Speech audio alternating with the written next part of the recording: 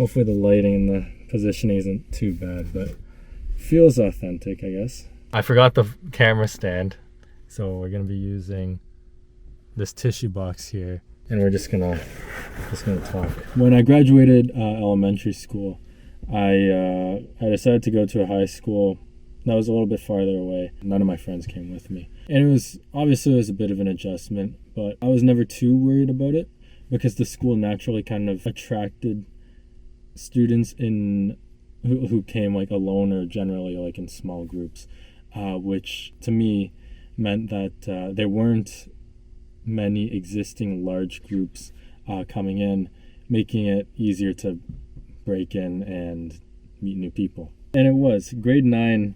I fumbled around a lot, but I got to meet a lot of great people there. And then the second half of the year was shut down for COVID.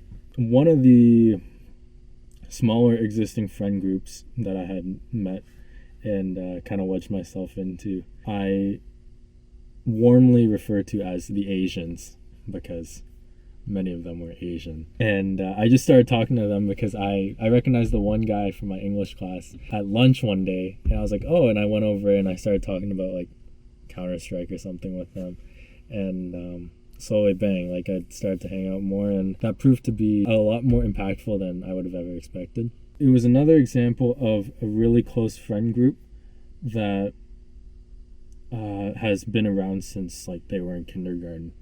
I'd like to say I quickly got over the like any jealousy or anything. Like I don't regret at all going to the high school that I did, but sometimes I do wonder, I think kind of naturally, how things could have been different, could have been cool if like I had a smaller tight friend group that I've known for a very long time.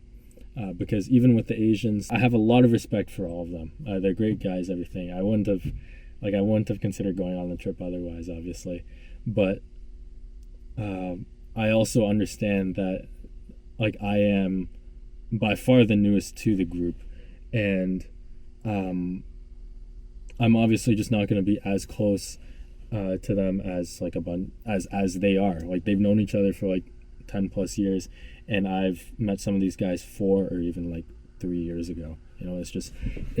There's some things that come with time that just can't be rushed. When we returned to a more normal version of school in grade 11 for me, I don't know if it was particularly the crowd that went to like that the high school attracted or whatever. We were in quadmesters, which meant that instead of semesters with 4 classes, we were in 10 weeks of 2.5 hour classes and like a really long lunch.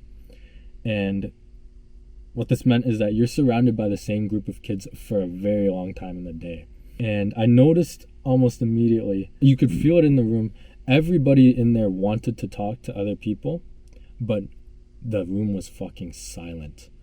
And I don't blame them, right? The nerves getting back, like you haven't been around people for like a year, but I kind of saw it as an opportunity, I guess, to say, okay, well, if no one will say the first word, I will. And it was a pretty cool experience getting to know a lot of people that year. The truth be told, I took that as almost a point of pride of saying, oh, well, I was able to, actually like crack out of my shell better, like much more effectively than I was able to in grade 9. Get to meet a lot of new people, and like meet all these friend groups and all that. Like, it's cool being able to walk into a cafeteria and see a bunch of people and talk to them and ask them about their day or know their name, things like that.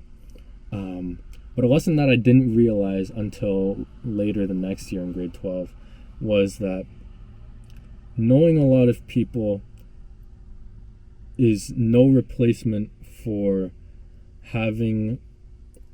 knowing a few very close friends that you can trust deeply and be vulnerable with, that'll be there when you need to pick up, anything like that. I appreciate being social. I find people interesting, but knowing a lot of people can get messy, which is something that I learned. I'm grateful for everyone that I've met at my high school, even though a lot of us, I started to drift away from a lot of them as time went on. But I'm grateful for, if nothing else, the lessons that they all got to teach me, and a lot of the good memories that I have, even looking back. My tightest group of friends early on in elementary school was kind of broken.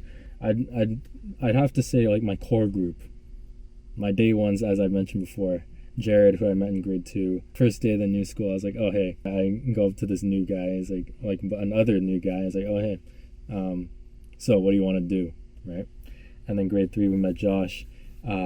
Grade 6 Jared moved out to like a town like half an hour away, and grade 8 Josh and I, like we went separate high schools, and we started to talk. Like we still talk, but like we were playing, like we weren't playing Paladins or Smash as much or anything, the three of us. But you know, like the three of us will still talk once in a while, but we have drifted a bit. Some of the other guys that I remember, like that I know from elementary school, a lot of them also featured in the videos, like Will and them, and like a bunch of guys that, now that I think about it, also I haven't really met very often. Xander, Nathan, like I've known them for like 5-ish, 6 years max, and I've also only seen a few, like some of them like just a few times. A lot of it is affected by proximity, you know. If you don't see the same guys every day, you're not faced with the same situations, it's a little harder to relate, and naturally, hey, you start to drift. And then a bunch of the friends I made in high school, like whether it's the Smash guys or the Asians or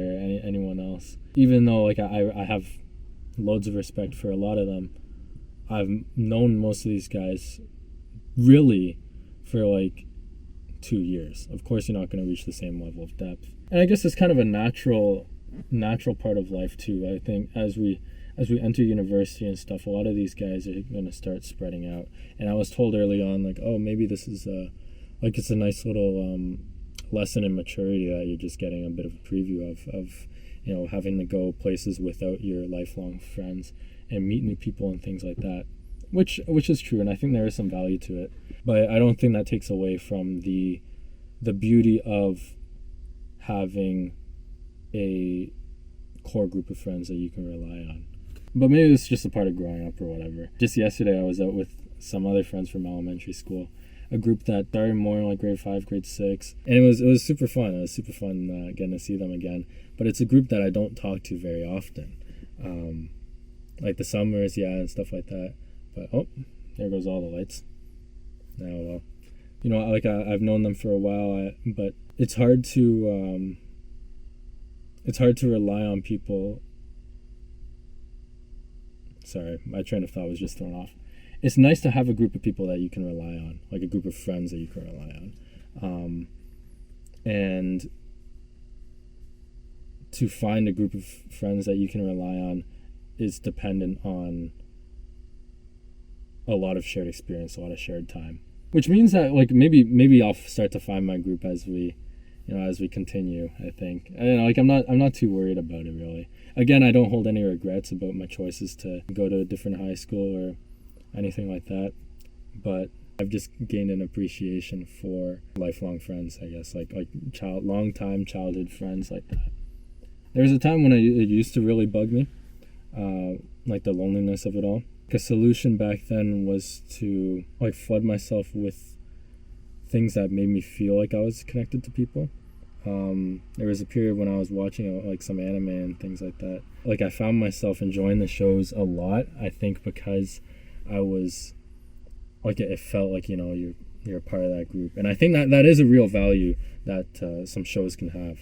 You know, for people who may not have like the social skills or may not have the type friend group or whatever and crave it, because I think it is important. Like it is an option. I don't think it's the best one, but an option for when people are like feeling crushed by loneliness, which I don't think I'm crazy enough or whatever to be the only one who has suffered from loneliness or whatever. And you hear time and time and again like, oh, we are ever more connected in society, but we feel ever more distant, right? Your friends are now, you know, if you leave hometown, you can still reach them, a luxury that wasn't available like just like a few decades ago. But you know, like it can be awkward to reach out to someone that has grown for years in a different direction than you. I understand that. But later on, eventually, I guess I started to get more comfortable with it, comfortable. There is a certain peacefulness, I guess, to being more reserved or more alone. I think it's just important that you can entertain yourself and stay driven, or whether it's finding a passion or goals or like just a great hobby, something that really inspires you. Like maybe you particularly enjoy driving out to parks in the middle of the night, setting up a camera in a tissue box and turning on your phone flashlight, shining it up on the sky. I hope the lighting's good. I cannot tell right now. And also being able to enjoy other people's company, because one of the many insightful quotes that I've heard from my buddy Emmett, one of my high school friends. So we were kind of talking about friendship and people and loneliness and stuff like that, and we were at a beach up at his cottage, and he was like, and like life purpose and stuff, and he was like, I would argue that relationships are the end all be all of life, relationships and meeting other people. And I was like, it's cool to hear other people sort of reflect that sentiment. So if I could be that, serve that purpose for some of you, that'd be kind of cool too. Even just yesterday, I was talking to like one of my elementary friends, and she was talking about she's taking a gap year, and she was talking about how she's kind of worried for a lot of people that like she spent this year with and many other years with, spent most of her time hanging around. They're going off to different universities. I'm here taking a gap year, working. Like what am I going to be doing during the nights and whatever?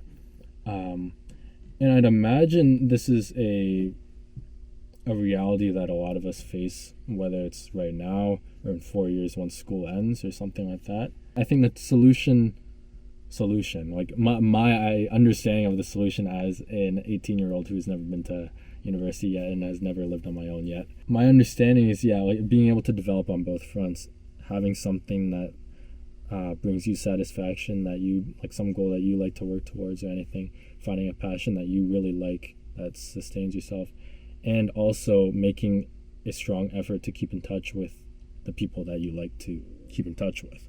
It is nice to have people that care about you, and it is nice to care for people.